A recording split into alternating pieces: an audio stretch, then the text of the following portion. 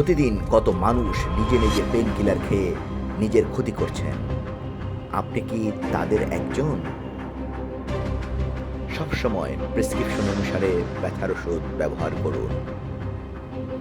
খালি পেটে নয়, খাবারের পর ব্যথার ওষুধ সেবন করুন।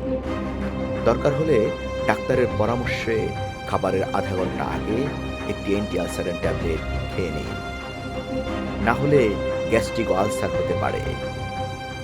ব্যথা দীর্ঘস্থায়ী হলে নিজে নিজে কখনোই ওষুধ খাবেন না। প্রয়োজনে চিকিৎসকের পরামর্শ নিন। একসাথে 2-3 রকম পেন কিলার কখনোই খাবেন না।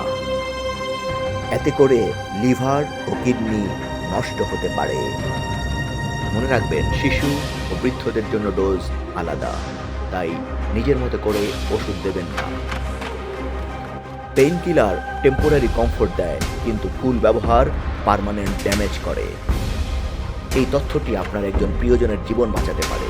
তাই ভিডিওটি শেয়ার করুন, আর স্বাস্থ্য সম্পর্কিত এমন গুরুত্বপূর্ণ তথ্য পেতে আমাদের চ্যানেলটি সাবস্ক্রাইব করুন এবং বেল আইকনটি টিপে দিন।